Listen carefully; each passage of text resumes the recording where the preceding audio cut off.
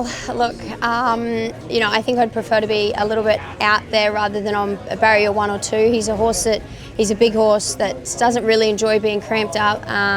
Look, I probably would have been much happier with 12 or 13, but you know, it is what it is, and we can't change anything.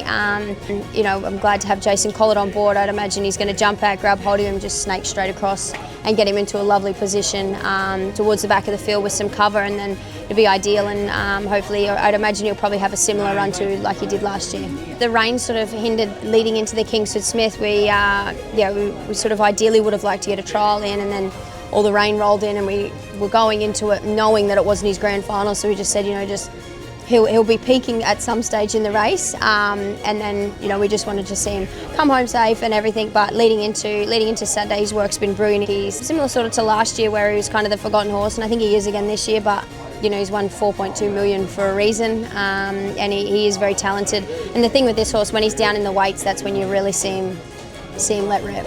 I get more nervous, like for instance when we're at the Archer and he was favourite, because there's pressure, whereas here on Saturday there's no pressure. He's not the headline horse, he's not anything like that, and you know, Dad and I are very confident with the horse that we're taking to the races, and I think he's going to run a very big race again.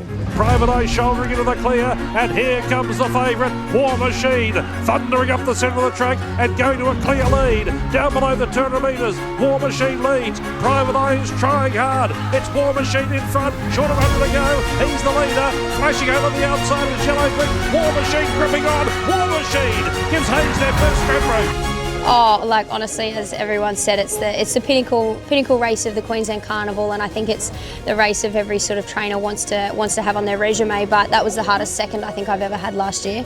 Yeah, it was a very tough second. But you know, if you run second again this year, I'll be over the moon. And it gets reminded a lot. I'm really quite good friends with the Hayes boys, and yeah, every time I see them, I'm like, thanks guys, thank you so much. I'm like, you guys have had heaps.